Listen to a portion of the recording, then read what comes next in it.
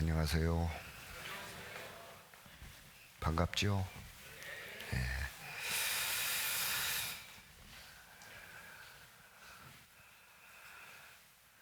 내일부터 무슨 날이죠? 대집회입니다. 하여튼 이번 네 번째 치르는 대집회를 통해서 2023년 한 해를 잘 마무리 지을 수 있도록요. 적어도 여기에 지금 앉아 계신 분 일주일 내내 함께 봤으면 좋겠습니다. 문제 없죠? 그리고 이제 새로 더해지시는 분들 추가해서 성황리에 집회를 치름으로 하나님께 귀한 영혼들을 온전히 드리는 그런 한 주간이 되었으면 좋겠습니다. 다 같이 기도하시겠습니다.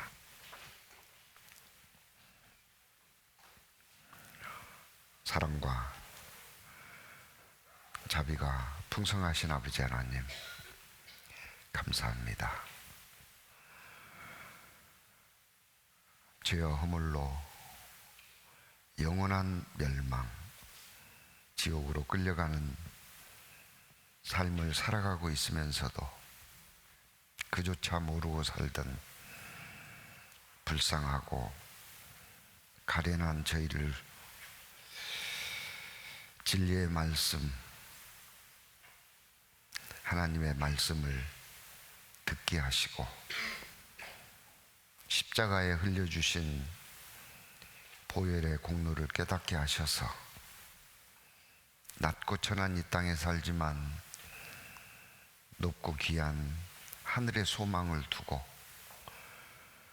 우리의 남은 생에 그 은혜에 보답고자 하는 마음으로 살아갈 수 있도록 역사해 주신 놀라우신 은혜에 다시 한번 감사를 드립니다. 이러한 삶을 추구하고 있는 모든 영혼들 일일이 기억해 주시고 그 삶이 넘어지지 않도록 능력의 손으로 붙잡아 주시고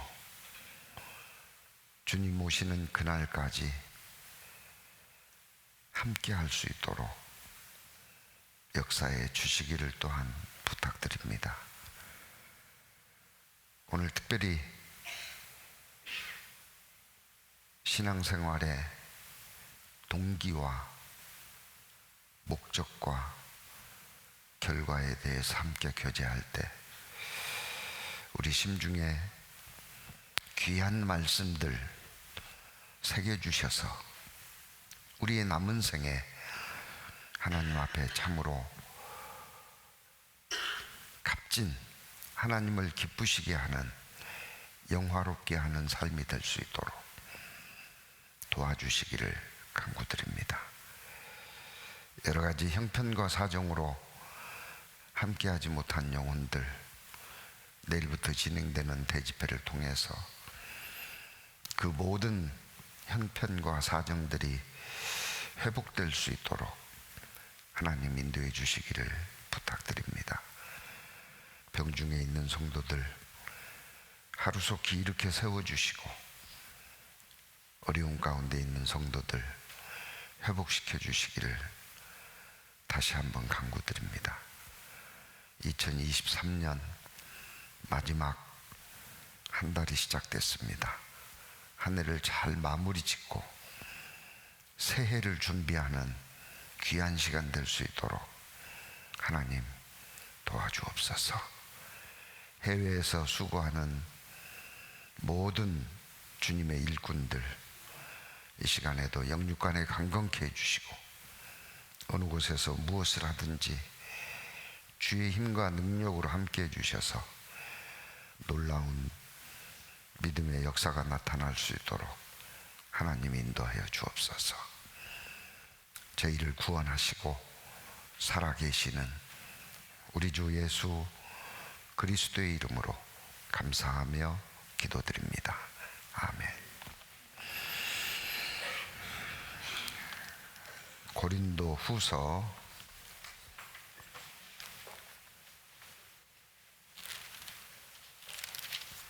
5장입니다.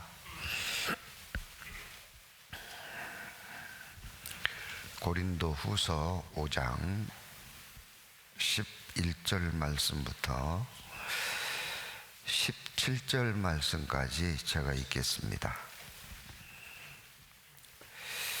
우리가 주의 두려우심을 알므로 사람을 권하오니 우리가 하나님 앞에 알리워졌고 또 너희의 양심에도 알리워졌기를 바라노라.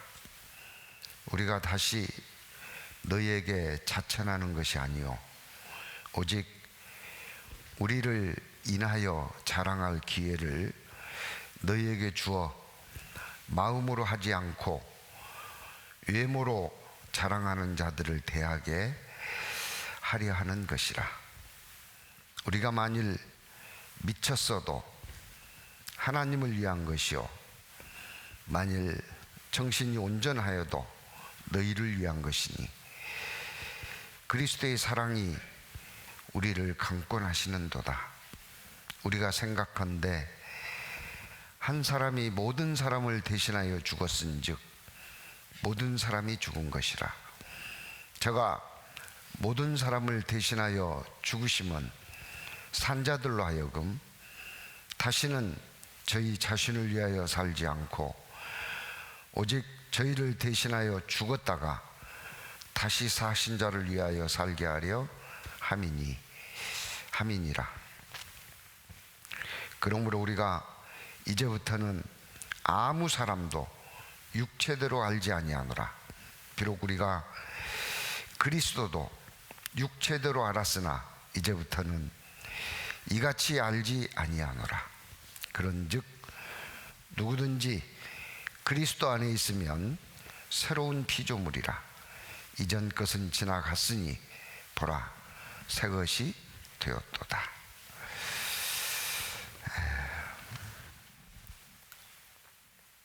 항상 주일 설교가 다가오면 무슨 말씀으로 교제할까 고민 중에 이보다 큰 고민은 없을 겁니다. 지난 금요일까지도 사실은 다른 주제로 쭉 묵상을 하고 있다가 갑자기 바꿔야 되겠다. 그래서 급히 신앙생활의 동기에 대한 교제를 나눠야 되겠다. 고린도 후서 5장 11절로 17절까지를 본문으로 읽었습니다. 우리가 살아가는 데 있어서 동기보다 중요한 것은 없다라고 여겨집니다. 제가 학교에 근무하고 있을 때 1시간 수업을 하기 위해서 가장 많이 준비하고 고민했던 것이 수업 내용 아닙니다. 수업 내용은 고민할 것도 없어요. 다 아는 건데 뭐. 수업 내용을 뭐 한두 해 하는 것도 아니고 한두 번 공부했던 것도 아니고 고민할 게 없죠. 선생님이 수업 내용 가지고 고민한다면 그 자격 없는 거죠. 뭐 가지고 고민을 했겠어요? 동기부여를 가지고 고민했습니다. 1시간 학생들이 수업에 임할 때 과연 이 수업을 내가 들을 거냐 말 거냐, 잘 거냐, 다른 교과목을 내놓고 공부할 거냐, 친구하고 잡담할 거냐. 그건 학생들 마음이죠. 선생님이 아무리 열심히 수업을 들으려 한들 본인이 딴전을 피우겠다면 그걸 막을 길은 없습니다.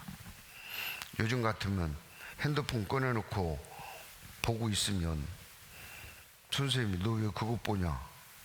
왜요? 내가 보고 싶은데요? 그 뭐라 말하겠어요?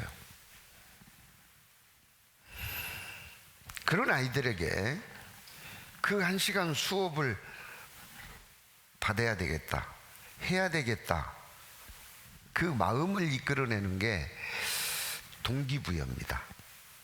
그래서 교육학 용어로 학습 목표 동기부여라고 하죠.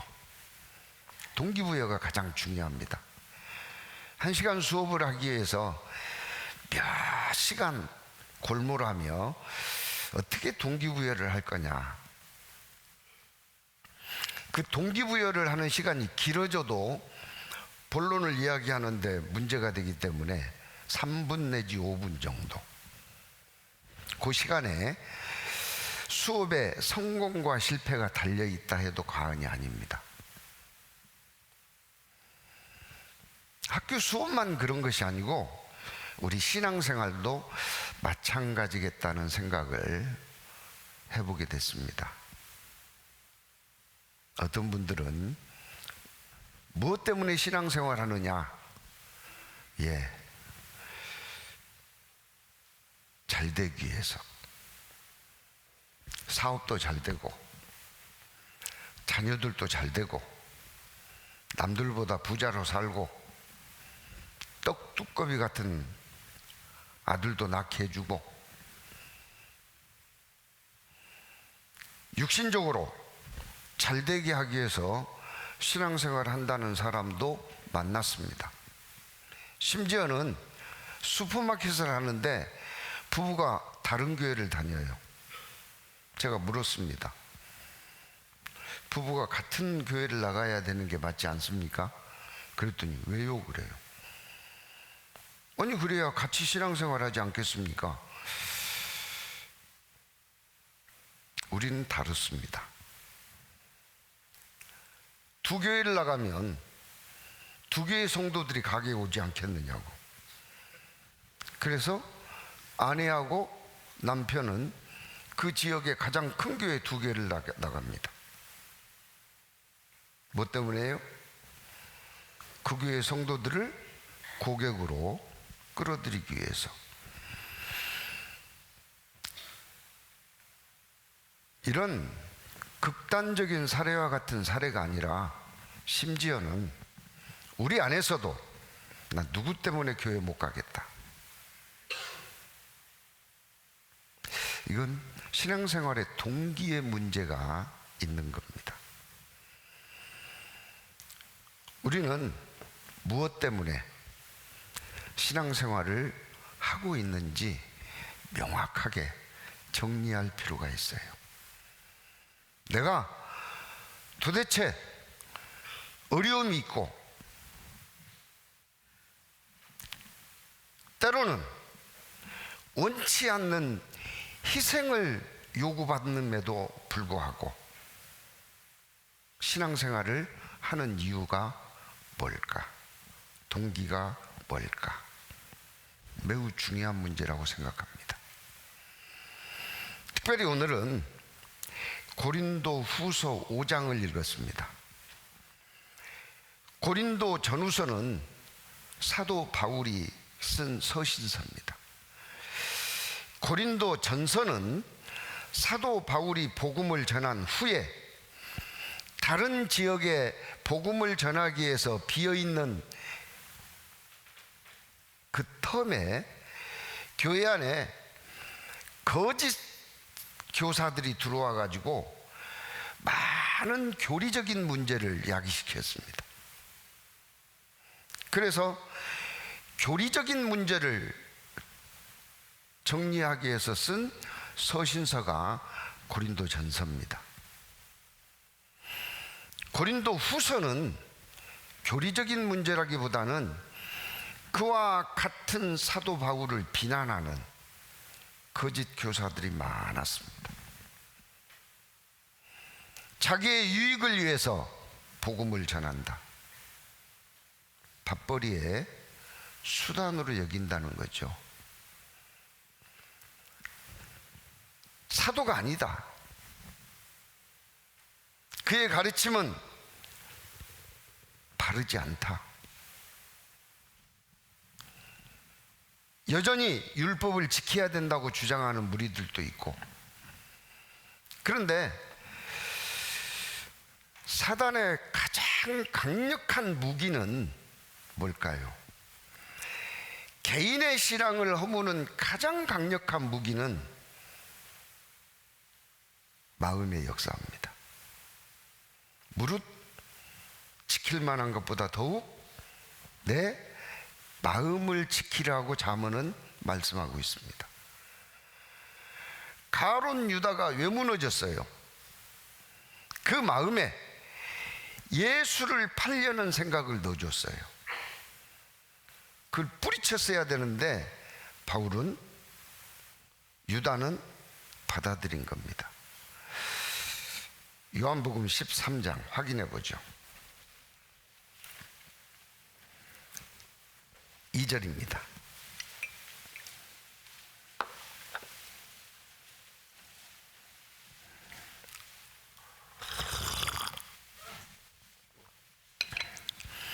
요한복음 13장 2절. 마귀가 벌써 시몬의 아들 가룟 유다의 마음에 예수를 팔려는 생각을 넣었더니, 어디다 넣었어요? 마음에다 넣었어요.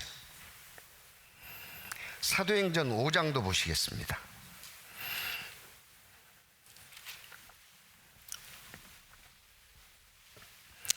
3절, 사도행전 5장 3절, 여기는 같이 읽죠.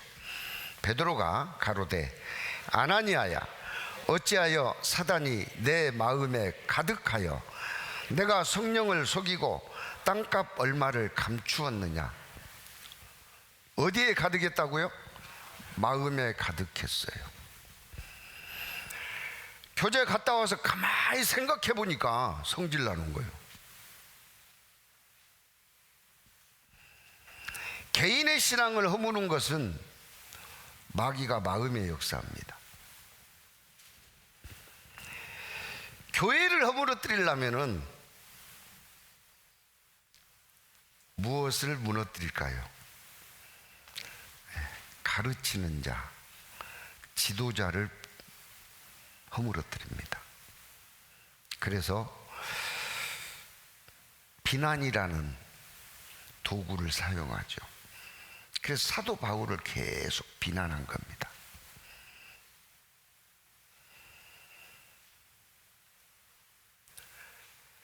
자기들의 어떤 체험을 자랑하고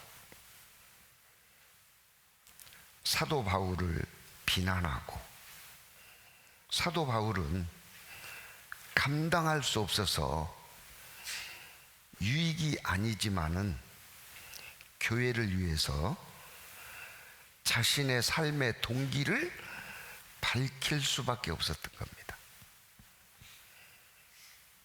이런 이유 때문에 우리는 바울이라고 하는 사도가 무엇을 동기로 신앙생활을 했는지를 또 알 수 있는 계기가 됩니다. 그래서 신앙의 동기에 대해서, 그리고 그 신앙의 목적에 대해서, 그리고 그 결과에 대해서 오늘 함께 교제하고 싶습니다. 사도 바울은 그 신앙의 동기를 고린도 후서 5장입니다. 11절. 우리가 주의 두려우심을 알므로 사람을 권하노니, 우리가 하나님 앞에 알리워졌고 또 너희 양심에도 알리워졌기를 바라노라. 주의 두려우심을 알므로 그랬습니다.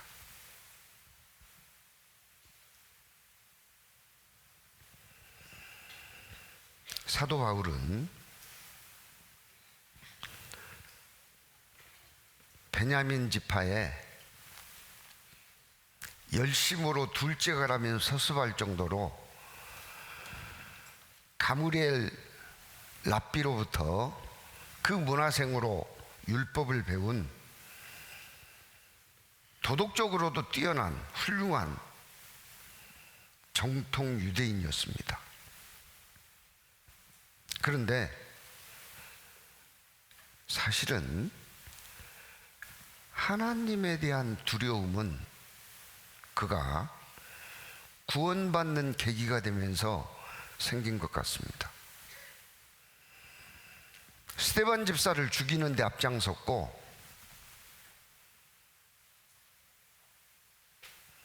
예수의 죽음과 부활을 전하는 자들을 처단하기 위해서 대제사장들로부터 공문을 받아가지고 체포영장입니다. 다메섹 도상으로 가다가 예수님을 만납니다. 음성을 듣습니다. 사도행전 9장입니다.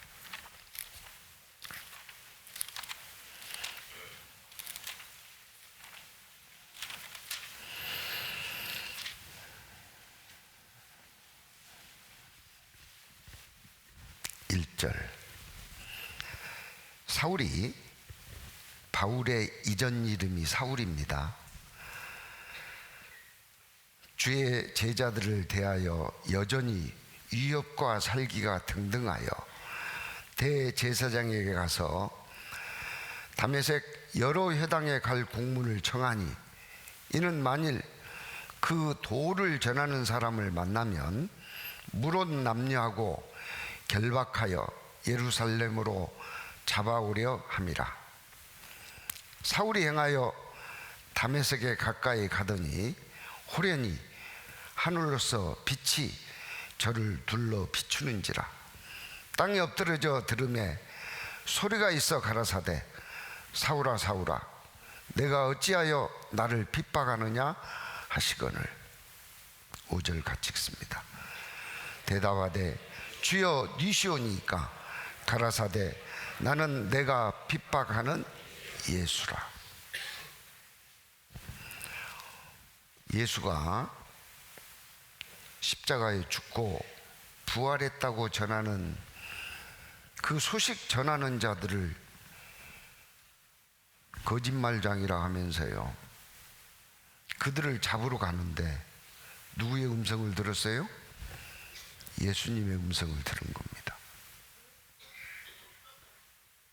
부활한 것이 확인이 된 거죠. 그때 그는 눈이 멀었습니다. 8절입니다. 사울이 땅에서 일어나 눈은 떴으나 아무것도 보지 못하고 사람의 손에 이끌려 다메섹으로 들어가서 사흘 동안을 보지 못하고 식음을 전폐하니라. 이 사흘 동안 사울에게 놀라운 변화가 생겨났습니다. 예수의 죽음과 부활이 거짓이라고 했을 때는 사울이 옳았습니다. 그러나 예수의 죽음과 부활이 사실로 드러난 그 시점에서는 사울이 옳지 않은 거예요. 돌이켰습니다. 아나니아라는 사람이 가서 안수할 때 이렇게 이야기합니다. 17절. 아나니아가 떠나 그 집에 들어가서 그에게 안수하여 가로되, 같이 읽습니다. 형제 사울아, 주 곧 내가 오는 길에서 나타나시던 예수께서 나를 보내어 너로 다시 보게 하시고 성령으로 충만하게 하신다 하니, 보게 된 겁니다. 그리고 나서 사울은 주를 두려워하는 자가 된 겁니다. 경외하는 자가 된 거예요. 바울의 신앙생활의 동기의 첫 번째는 두려움입니다. 경외함입니다.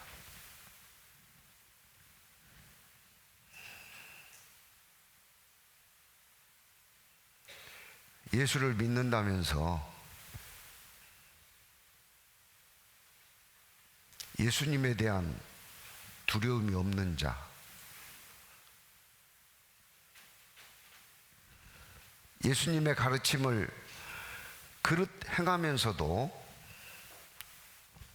조금도 두려움은커녕 거리낌도 없는 자, 그 동기가 심각한 문제 가운데 있는 겁니다. 이스라엘 민족들을 괴롭힌 족속 중에 아말렉 족속이 있습니다. 그 아말렉 족속,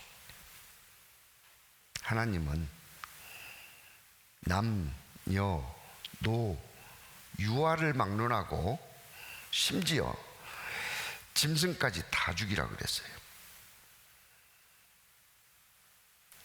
사울왕은 그 명령을 받고 출전했지만 그 명령에 거역했습니다. 그리고 버림을 받았어요. 생각해보면 하나님은 모든 사람을 사랑하십니다. 그리고 모든 사람이 구원받기를 원하셔요. 그러는데 왜 다 죽이라 그랬을까요? 그들도 사랑의 대상이고 그들도 구원의 대상인데. 사무엘상 15장입니다.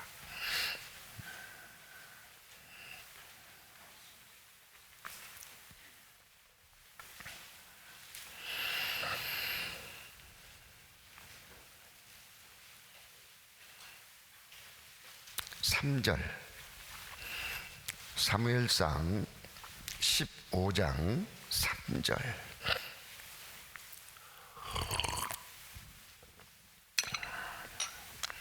지금 가서 아말렉을 쳐서 그들의 모든 소유를 남기지 말고 진멸하되 남녀와 소아와 젖먹는 아이와 우양과 약대와 나귀를 죽이라 하셨나이다. 다 죽이라 그랬어요. 저는 한동안 이해하지 못했습니다. 모든 사람을 사랑하는데 모순이 되잖아요. 근데 그 답을 신명기서에서 찾았어요. 신명기 25장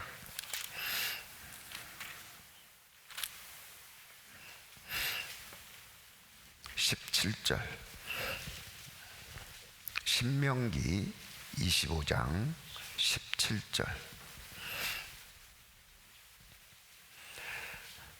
너희가 애굽에서 나오는 길에 아말렉이 내게 행한 일을 기억하라. 곧 그들이, 같이 읽습니다. 하나님을 두려워하지 아니하고 너를 길에서 만나 너의 피곤함을 타서 내 뒤에 떨어진 약한 자들을 쳤느니라. 그러므로 내 하나님 여호와께서 내게 주어 기업으로 얻게 하시는 땅에 내 하나님 여호와께서 너로 사면에 있는 모든 대적을 벗어나게 하시고 내게 안식을 주실 때에 너는 아말렉의 이름을 천하에서 도말할지니라. 너는 잊지 말지니라. 이때 말씀하셨어요. 왜냐? 하나님에 대한 두려움이 없는 족속, 이 민족은 사실은 희망이 없어요.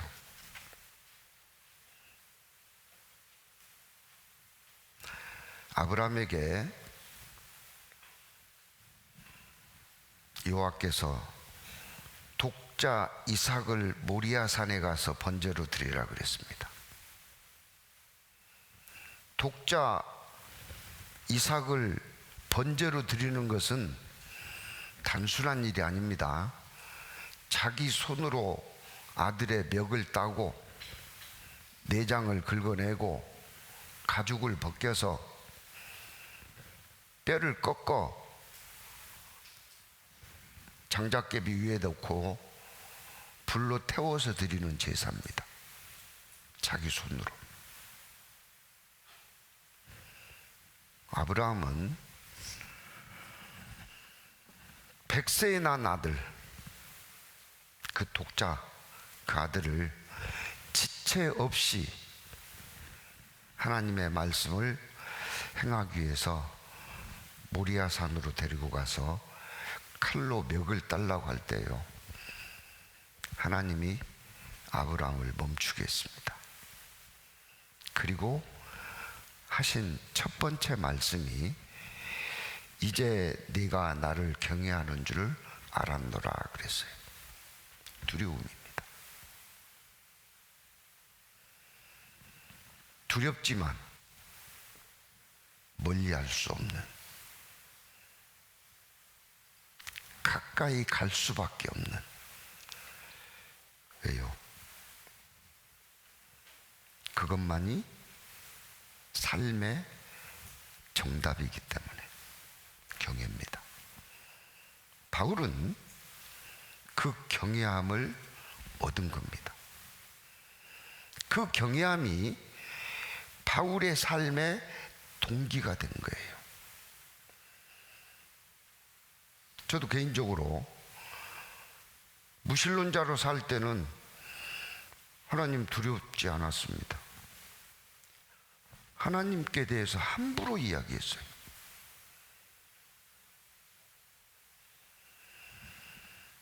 성경 강인의 첫날 말씀을 통해서 하나님이 계신다는 것을 발견했습니다.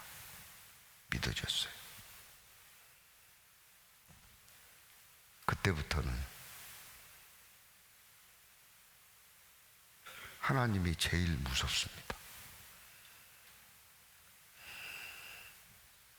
종종 말씀드리지만은 내 하고 싶은 대로 살았어요. 고집쟁이라는 소리를 주저함 없이 오히려 자랑스러운 별명이라고 생각하고 살았습니다. 그렇지, 사나이가 그 정도 고집은 있어야지. 내 하기 싫은 것은 누가 뭐라 해도 안 했으니까. 내 어린 시절에 아버지가 저한테 심부름을 시켰어요. 저는 성실하게 심부름을 했다고 했는데 갔다 와서 혼났습니다.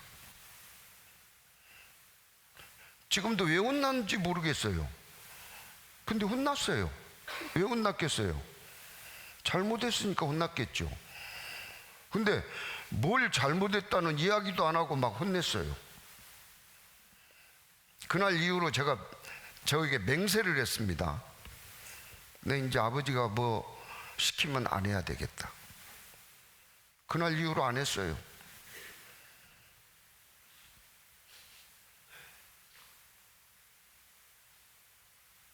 안 하면 두드러 맞겠죠. 근데 맞으면 아프잖아요. 아버지의 약점을 알았어요. 공부하면 안 때리더라고요. 그래서 심부름 시키면은 공부해요. 들어가서 안 해요. 대신에 동생들이 고생했습니다. 안 해. 내가 절대로 안 한다고 제 자신에게 맹세를 했거든요.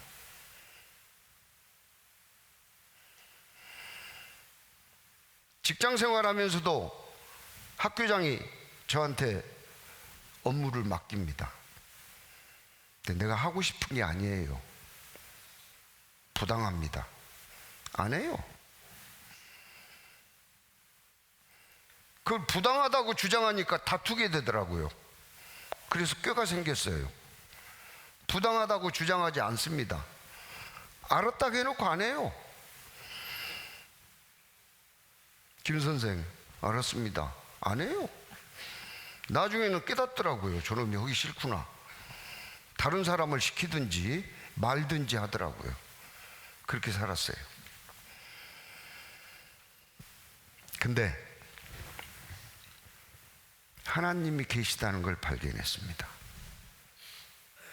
깨달았어요. 믿어졌어요. 하나님 앞에는 그럴 수가 없었습니다. 하기 싫은 것도 하라 하면 예, 하고 싶은 것도 하지 말라 하면 예. 제가 막 구원을 받았을 때 87년도에 구원을 받았는데요, 88년도에 우리나라 올림픽이 시작됐습니다. 87년도에 우리나라에 무슨 붐이 일어났냐면 주식 붐이 일어났습니다. 개나 고동이나 주식 사는 게 유행이었어요. 왜요? 외국의 사례들이 올림픽 이후에 주식이 20배, 30배 뛰었거든요. 그리고 저에게 알만한 사람들이 그런 정보를 주었어요. 특급 찌라시 정보입니다. 그래서 주식을 딱 살라고 준비하고 있을 때 구원을 받았어요.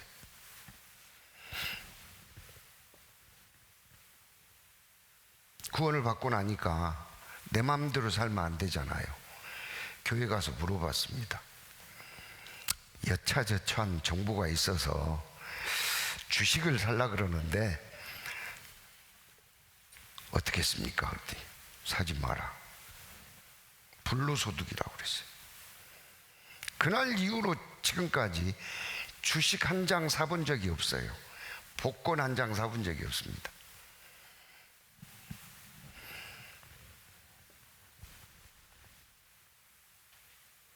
하지 말라.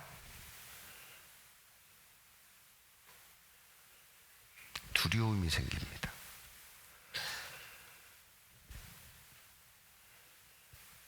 사표 내고 전도하자.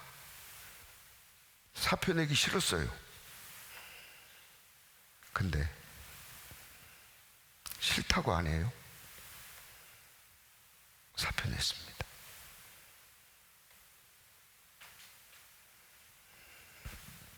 바울의 삶의 동기는 두려움이었습니다.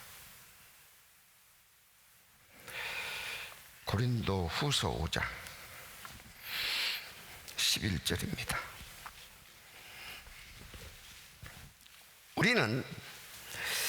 우리가 주의 두려우심을 알므로 그랬어요. 주의 두려우심을 알므로. 12절입니다. 우리가 다시 너희에게 자천하는 것이 아니요 오직 우리를 인하여 자랑할 기회를 너희에게 주어 마음으로 하지 않고 외모로 자랑하지 않는 자들을 대하게 하려 하는 것이라.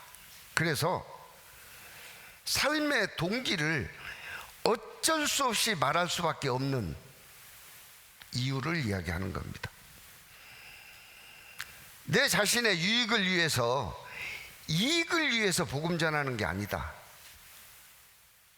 고백하는 거예요.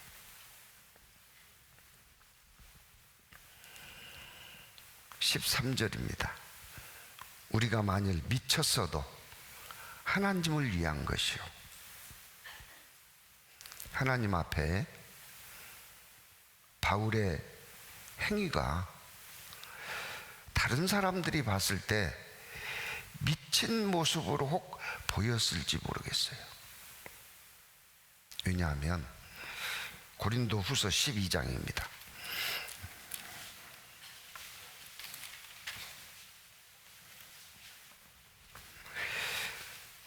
1절 무익하나마 내가 부득불 자랑하노니 주의 환상과 계시를 말하리라. 내가 그리스도 안에 있는 한 사람을 아노니 14년 전에 그가 셋째 하늘에 이끌려 간 자라. 그가 몸 안에 있었는지 몸 밖에 있었는지 나는 모르거니와 하나님은 아시느니라. 내가 이런 사람을 아노니 그가 몸 안에 있었는지 몸 밖에 있었는지 나는 모르거니와 하나님은 아시느니라. 그가 낙원으로 이끌려가서 말할 수 없는 말을 들었으니 사람이 가히 이르지 못할 말이로다. 자기 자신을 제3자처럼 이야기하고 있는 겁니다. 요즘 표현으로 말하면 입신한 거죠. 이 사실을 모르는 사람이 보면 좀 미친 거죠. 그것을 두고 이런 말씀을 하고 있는지는 모르지만 짐작할 수 있어서 말씀드린 겁니다. 우리가 미쳤어도 하나님을 위한 것이요, 만일 정신이 온전하여도 너희를 위한 것이니, 구원받은 하나님의 친백성, 자녀로 자녀답게 살아야 한다는 것을 전하는 것도 너희를 위한 거다. 내 유익을 위한 게 아니다. 그 왜 이렇게 사느냐? 고린도 후서 5장 14절입니다.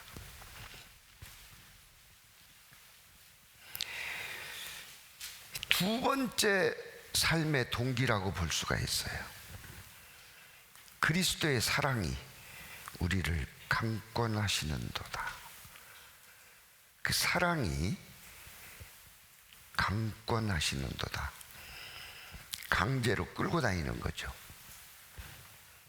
그 사랑의 노예가 되다시피 한 겁니다. 그리스도의 사랑이. 여러분, 그 사랑을 아십니까?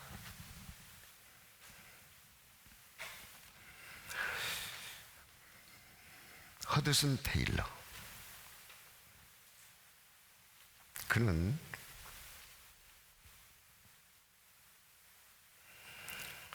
자신의 모든 것을 팽개치고 중국 대륙에 이뤄진 영혼들을 위해서 복음을 전해야겠다고 떠났습니다.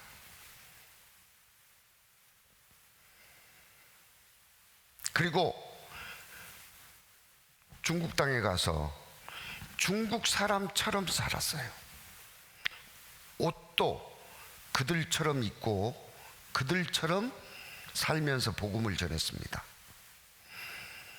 많은 선교사들이 그 뒤에 그를 찾아왔습니다.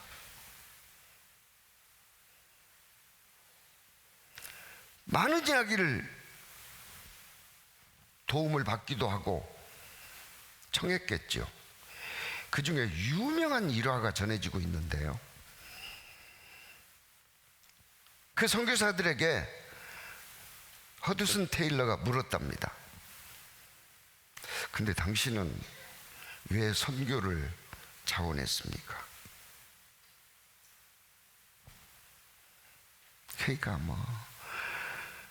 중국의 수많은 영혼들을 구원하기 위해서 자원했다는 둥, 중국 땅에 주님을 전하는 교회를 세우기 위해서 자원했다는 등 많은 이야기들을 했어요. 허드슨 테일러는 듣고만 있었습니다. 그때 한 선교사가 허드슨 테일러에게 물었답니다. 선교사님은 무엇 때문에 중국 선교를 최초로 시작했습니까? 허드슨 테일러의 대답은 간단 명료했습니다. Jesus died for me. 그래서 저도 제 카톡방에다가 프로필 소개말로 허드슨 테일러한테 허락은 못 받았지만 차용해서 제가 카톡을 가입한 이래 지금까지 쓰고 있습니다. 그가 나를 위해서 죽으셨기 때문에, 그 사랑에 이끌려서 중국 땅에 왔습니다.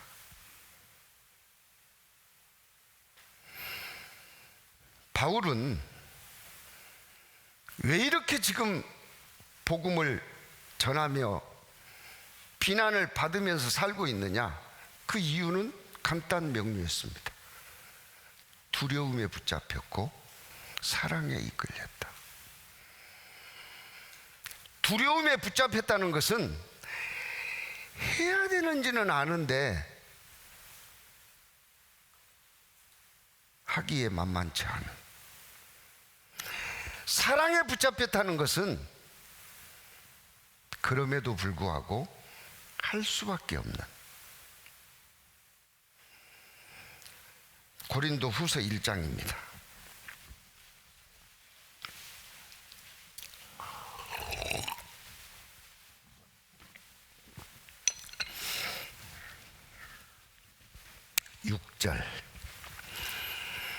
우리가 환난 받는 것도 너희의 위로와 구원을 위함이요 혹 위로받는 것도 너희의 위로를 위함이니 이 위로가 너희 속에서 역사하여 우리가 받는 것 같은 고난을 너희도 견디게 하느니라.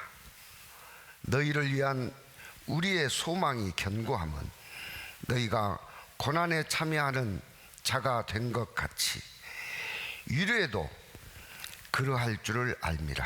형제들아, 우리가 아시아에서 당한 환난을 너희가 알지 못하기를 원치 아니하노니 힘에 지나도록 심한 고생을 받아 살 소망까지 끊어지고 우리 마음에 사형 선고를 받은 줄 알았으니 이는 우리로 자기를 의리하지 말고 오직 죽은 자를 다시 살리시는 하나님만 의리하게 하심이라. 사도 바울이 겪은 환난을 1장에서 기록하고 있는 내용입니다. 살 소망까지 끊어졌지만 그래도 중단할 수 없이 이런 일을 하는 것은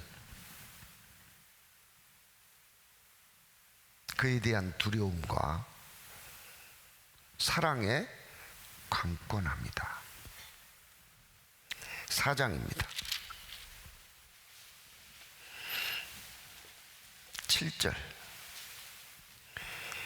우리가 이 보배를 질그릇에 가졌으니 이는 능력의 심이 큰 것이 하나님께 있고 우리에게 있지 아니함을 알게 하려 함이라. 우리가 사방으로 우겨쌈을 당하여도 쌓이지 아니하며 답답한 일을 당하여도 낙심하지 아니하며 핍박을 받아도 버림받지 아니하며 거꾸로 들임을 당하여도 망하지 아니하고 우리가 항상 예수 죽인 것을 몸에 짊어지면 예수의 생명도 우리 몸에 나타나게 하려 함이라. 온갖 시련과 핍박이 있어도 오뚜기처럼 멈출 수 없었던 이유가 주의 두려움과 그 사랑에 강권합니다. 누가 나를 위해서 대신 죽어주겠습니까? 이 땅에 그 일을 감당할 사람은 없습니다. 아무도 없어요. 그래서 하나님이 직접 하신 겁니다. 나 같은 사람을 위해서 사람의 모습으로 이 땅에 오셨어요.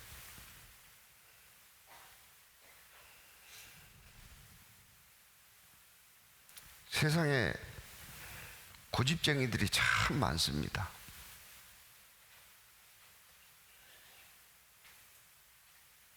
바로 애굽의 왕 바로 얼마나 고집쟁이였어요. 이스라엘 백성들을 보내라고 하는데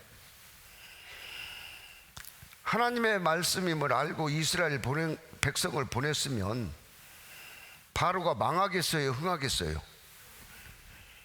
이집트의 전성시대가 지금까지 이어질 수도 있을 겁니다. 그런데 그는 끝까지 고집을 피웠어요. 10가지 재앙을 맞고도 돌이킬 줄 모르고 뒤쫓아오다가 어떻게 됐죠? 홍해에 빠져 죽었어요. 바로만 고집이 센가요? 우리는 그보다 적다가 하면 섭섭할 겁니다. 그런 고집쟁이가 고집을 꺾고 그리스도를 주로 받아들였어요.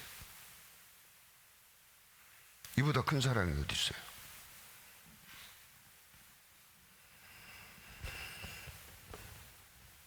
아합 왕은요,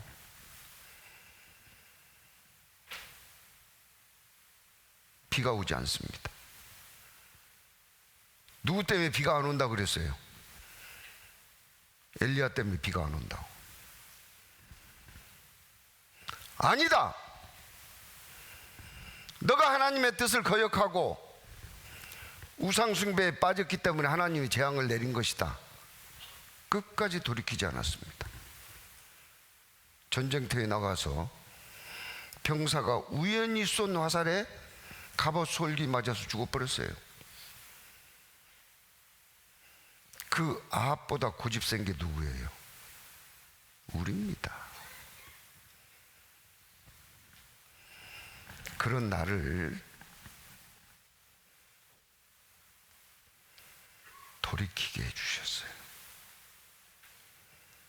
복음의 말씀을 들을 때 깨닫게 해주시고 믿게 해주셨어요. 그 사랑을 저버리면 안 되는 겁니다.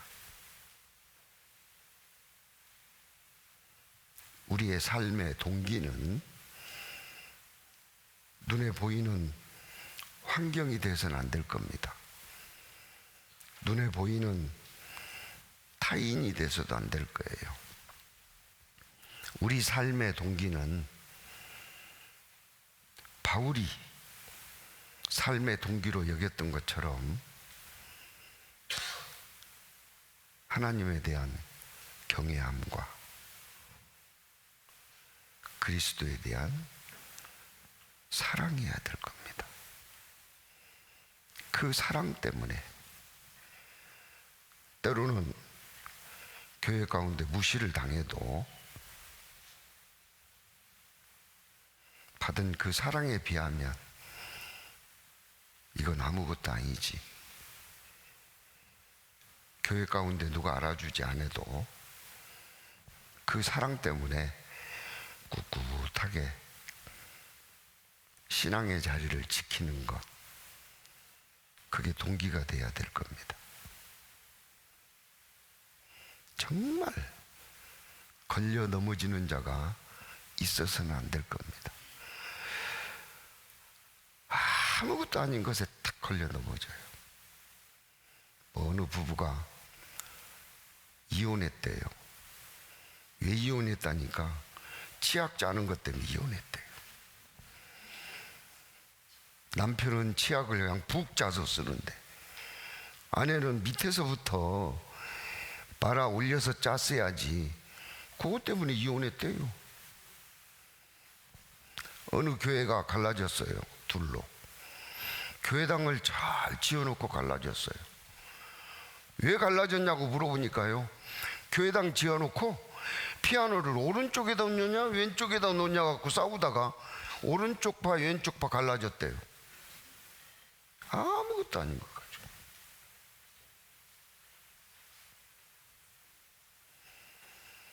왜 교제 못 나가냐?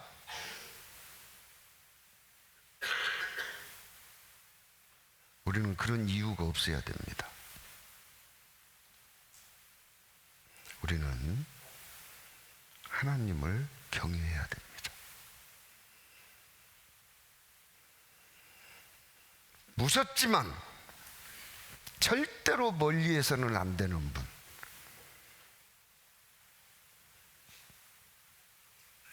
그분이 나를 직접 사랑해 주신 그 사랑에 붙잡혀야 돼요. 그리스도의 십자가에 희생이 없었더라면 나는 구원 생각해 볼 수도 없는 사람입니다.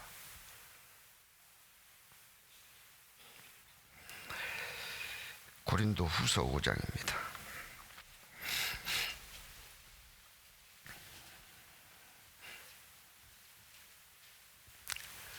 14절. 그리스도의 사랑이 우리를 강권하시는도다. 우리가 생각한데 한 사람이 모든 사람을 대신하여 죽었은즉 모든 사람이 죽은 것이라. 저가 모든 사람을 대신하여 죽으심은 같이 있습니다. 산 자들로 하여금 다시는 저희 자신을 위하여 살지 않고 오직 저희를 대신하여 죽었다가 다시 사신 자를 위하여 살게 하려 함이니라. 사도 바울은 그 삶의 목적은 그를 위하여 죽었다가 다시 사신 자를 위하여 사는 거라고 이야기했습니다.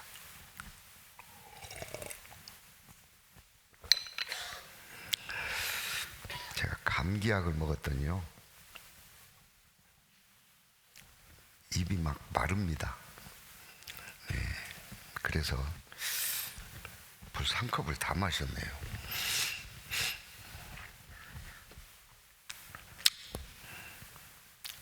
혀가 이에서 안 떨어지는 고충 아신가요? 예수님은 혀가 이틀에 붙었다 그랬어요. 얼마나 침이 말랐으면. 혀가 이틀에서 붙었다고. 지금 제가 입 마른 거하고 비교할 수 없겠죠. 그런데도 말씀하셨어요. 다 이루었다. 그 말씀을 하시기에 얼마나 힘들었을까. 혀가 이틀에 붙었는데 상상을 한번 해보세요. 입이 마르면 한마디가 어렵잖아요. 어떤 분들은 이야기합니다. 예수님이 나를 구원하기 위해서 십자가에 대신 죽으신 그 죽으심은 무조건적 사랑이라는데 왜 조건을 붙이냐? 사랑하셨으면 끝이지. 왜 나로 하여금 그를 위하여 살게 강요하느냐, 요구하느냐?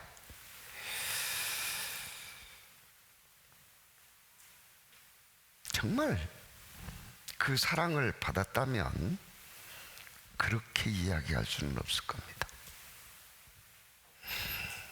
그 사랑을 받지 않은 사람은 도의적으로, 이치적으로 그렇게 이야기할 수 있어요.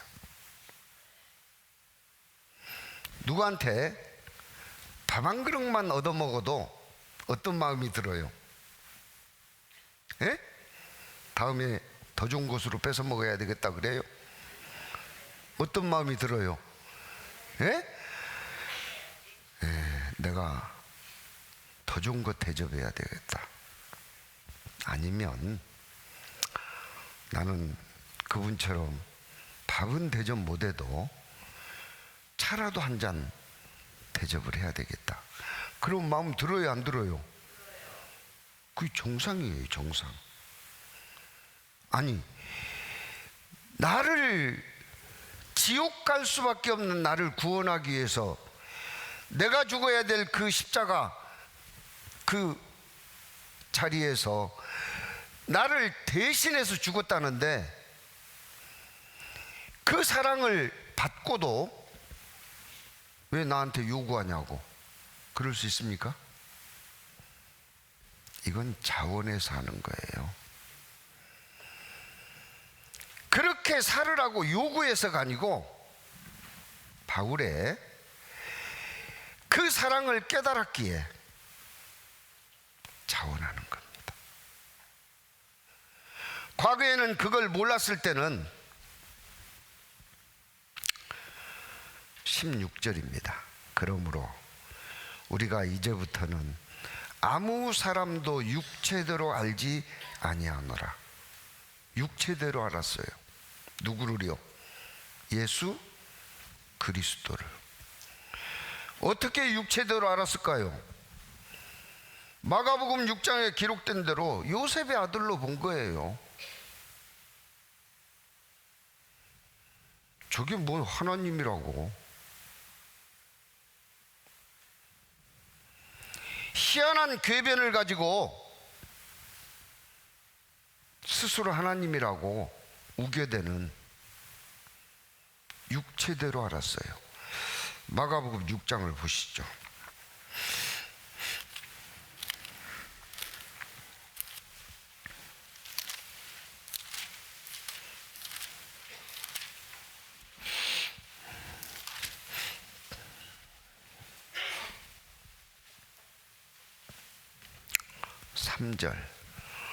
마가복음 6장 3절.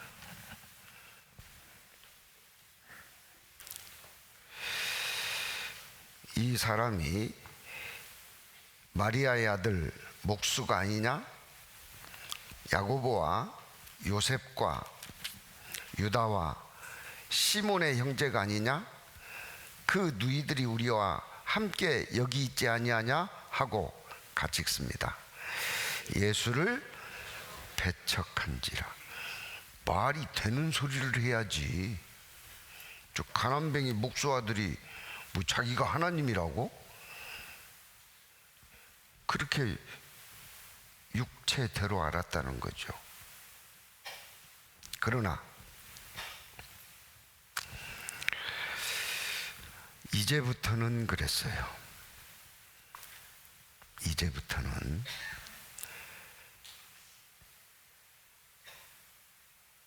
이같이 알지 아니하노라.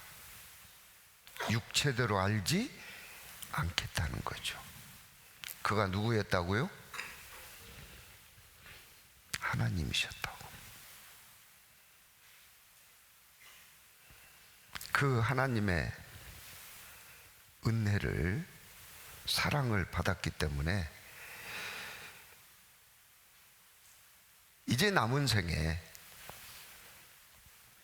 나를 위해서 십자가에 죽었다가 다시 사신 자, 부활하신 그 하나님의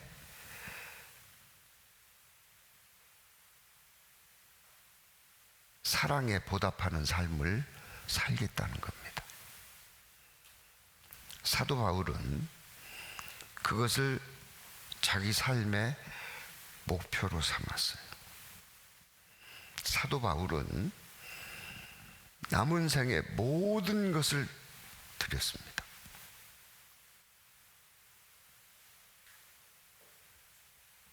그는 그 사랑에 보답하는 것 외에 다른 것은 아무것도 소중한 것으로 여기지 않았어요. 그 이전에 가지고 있던 모든 것은 배설물처럼 여겼다 그랬습니다. 빌립보서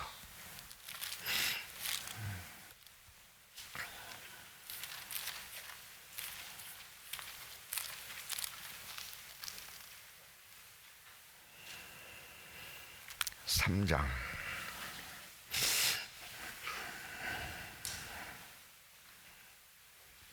5절입니다. 빌립보서 3장 5절. 내가 8일 만에 할례를 받고 이스라엘 족속이요 베냐민의 지파요 히브리인 중에 히브리인이요 율법으로는 바리새인이요 열심으로는 교회를 핍박하고 육체의 의로는 흠이 없는 자로라. 같이 읽습니다. 그러나 무엇이든지 내게 유익하던 것을 내가 그리스도를 위하여 다 해로 여길 뿐더러 또한 모든 것을 해로 여김은 내 주 그리스도 예수를 아는 지식이 가장 고상함을 인함이라. 내가 그를 위하여 그 모든 것을 잃어버리고 배설물로 여김은 그리스도를 얻고 그랬습니다. 배설물, 구버전은 똥이라고 되어 있답니다.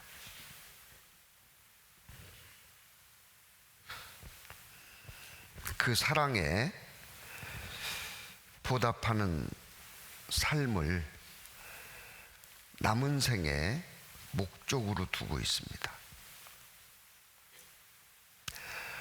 사도 바울은 내가 그리스도를 본받는 자 된 것 같이 너희는 나를 본받는 자 되라고 말씀했어요.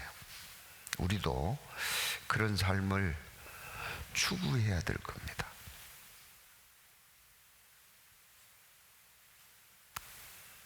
내가 받은 사랑. 헨리 하우스는 그의 대부분의 설교가 요한복음 3장 16절로 진행됐다고 합니다.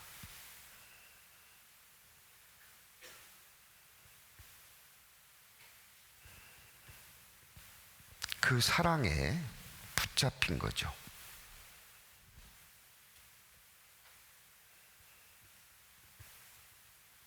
우리도 그래야 될 겁니다.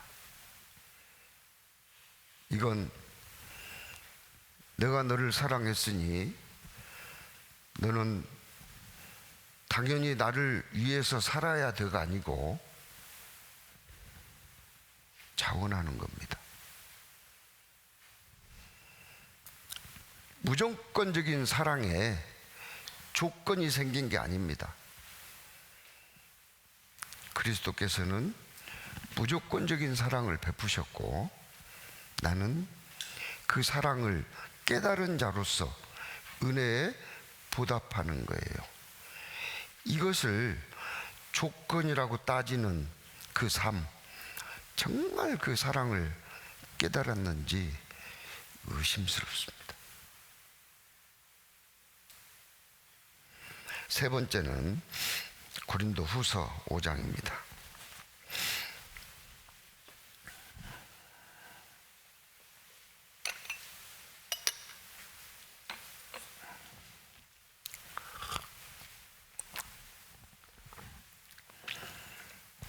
물이 한 병이 오니까요 많이 먹어지네요. 그전에는 아껴 먹었거든요. 고린도 후서 5장 17절입니다. 같이 읽죠. 그런즉 누구든지 그리스도 안에 있으면 새로운 피조물이라. 이전 것은 지나갔으니 보라 새 것이 되었도다. 우리가 이런 목적으로 동기로 삶을 살아가고 있기 때문에 새로운 삶을 살아가는 겁니다. 그 새로운 삶을 살아가기에 합당한 존재가 되어 가도록 주께서 빚어가는 거예요. 그런즉 누구든지 그리스도 안에 있으면 뭐라고요? 새로운 피조물이라. 이전 것은 지나갔으니. 우리가 구원받은 이후의 삶을 설명할 때 나비를 들어서 집회 때 설명하지 않습니까? 아래서 애벌레가 부화해가지고 나뭇잎이나 여린 줄기를 먹고 성장해서 1년, 2년, 3년 잠을 자고 나서 번데기가 됩니다. 그러면 그 번데기 속에서 일정 기간 우화 과정을 거치고 나면 나비로 나오죠. 그런데 그냥 애벌레가 나비가 되는 게 아닙니다. 애벌레가 변해서 나비가 되는 게 아니에요. 애벌레가 나비가 되기 위해서는 번데기 과정에서 놀라운 변화가 생겨요. 무슨 변화가 생기느냐? 애벌레가 실을 감아서 집 속에 들어앉는데, 그 집 속에 들어앉아서 애벌레는 흔적도 없이 다 녹아져 버리도록 산을 분비합니다. 그래서 그 번데기 속에는 애벌레의 모습이 있어요, 없어요? 없습니다. 궁금하시면 번데기 찾아서 갈라보셔요. 거기에는 뭐만 있어요? 단백질, 습만 들었습니다.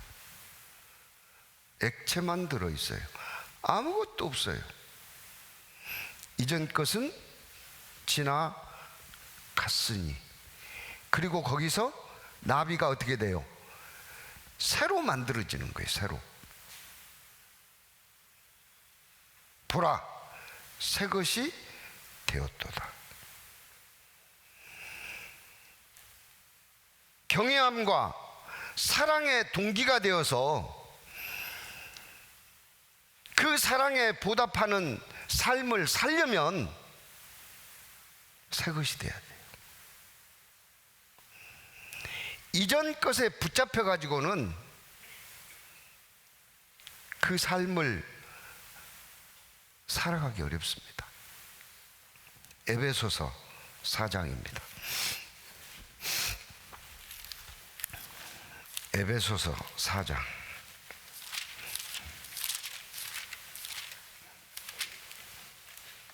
22절부터 24절까지.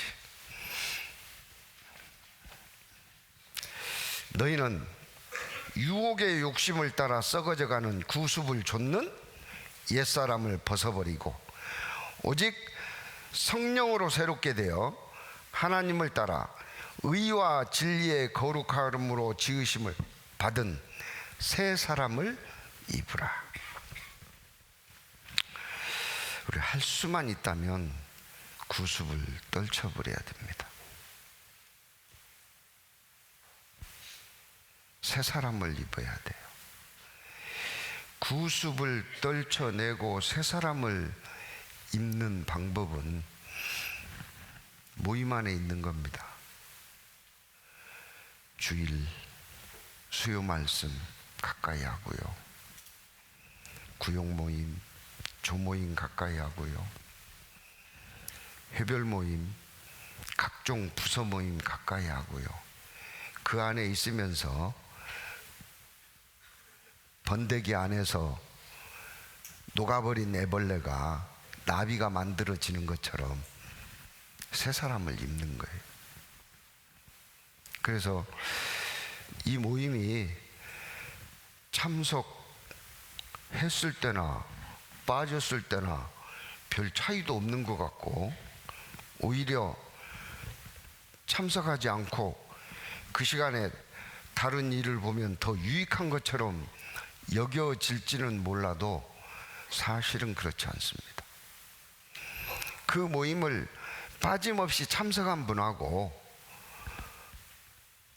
참석치 않은 분, 참석하다 말다 한 분은 차이가 있어요. 신앙의 차이가 있습니다.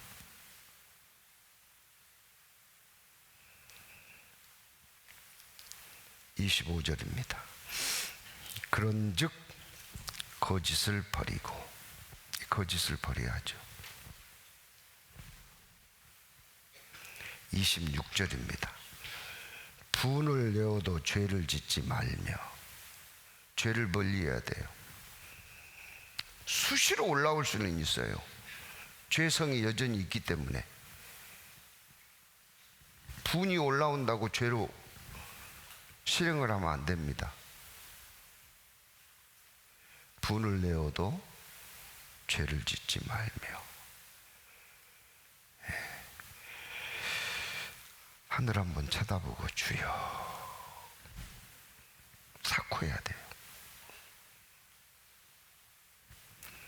내가 이번에는 못 참아. 내가 이 말은 하고 살아야 돼. 가서 퍽 부어버리면 안 돼요. 어떻게 하라고요? 하늘 쳐다보고 주여,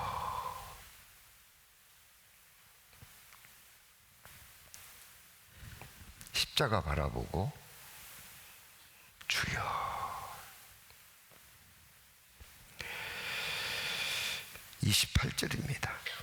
도적질하는 자는 다시 도적질하지 말고.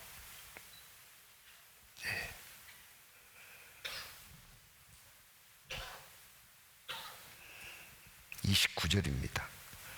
무릇 더러운 말은 너희 입 밖에도 내지 말고. 더러운 말. 30절입니다. 하나님의 성령을 근심하게 하지 말라. 하나님을 두려워하는 자가 성령을 근심케는 안 하겠죠. 성령의 인도하심을 받아야 돼요. 오늘 아침에도 임원 모임 때 말씀을 드렸습니다. 성령의 인도하심을 어떻게 알 수 있습니까? 교회의 인도를 따르면 돼요.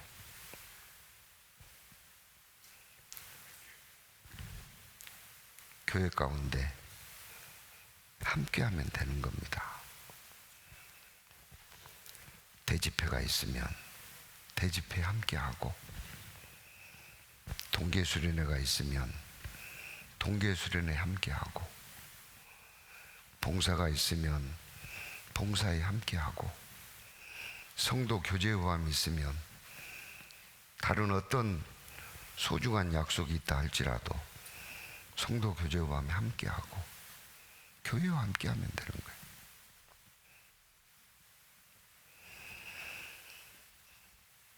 (31절입니다)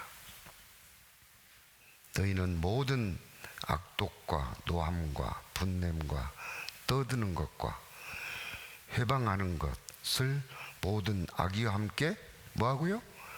버리고.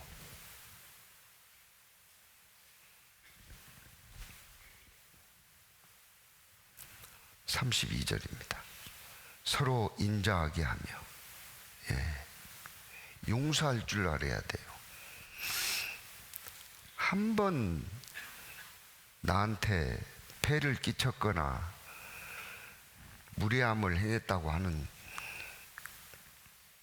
그런 사람은 내가 절대 사람 취급 안 한다, 용서할 수 없어, 이런 게 믿음 안에 가끔 있어요. 그러면 안 됩니다. 어떻게 해야 돼요? 그럴 수도 있지. 용서해야죠. 1만 달란트 탕감 받아놓고 500데나리온 안 낸다고 멱살 잡다가 옥에 갇힌 거 아시잖아요. 영원한 속죄를 받아놓고 그걸 용서를 못해요.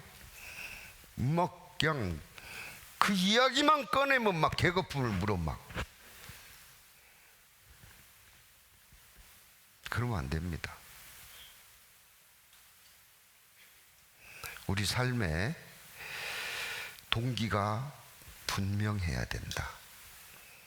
바울이 그랬던 것처럼 우리 삶의 동기는 하나님에 대한 경외함과 예수 그리스도의 사랑해야 된다.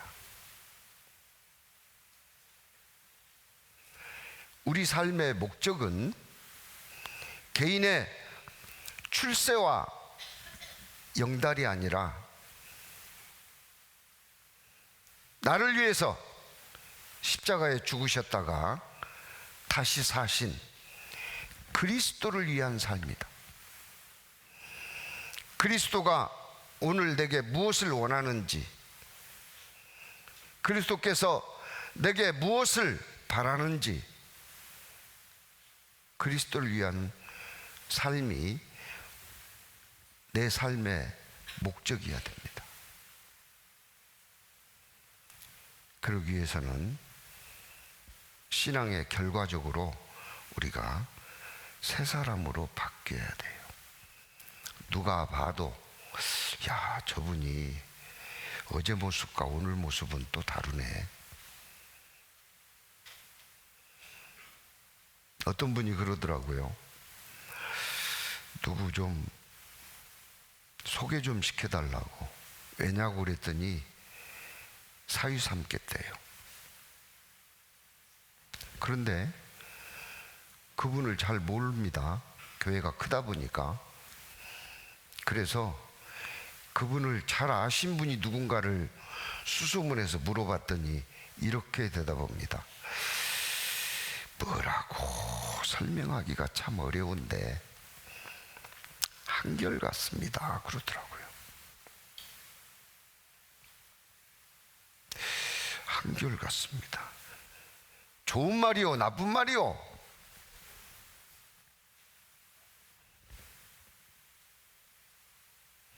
목사님이 잘 판단하세요 그러더라고요. 그러면 좋은 말이요, 나쁜 말이요? 제가 다시 물었습니다. 생화요, 좋아요?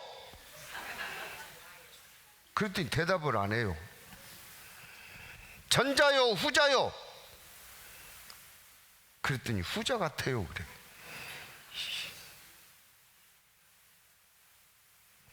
그건 그러면 안 됩니다. 날로 날로 새로워져야죠. 주님 쓰시기에 합당한 모습으로. 제일 중요한 것은 삶의 동기입니다. 그리스도의 사랑에 붙잡힌 바 되었으면 좋겠습니다.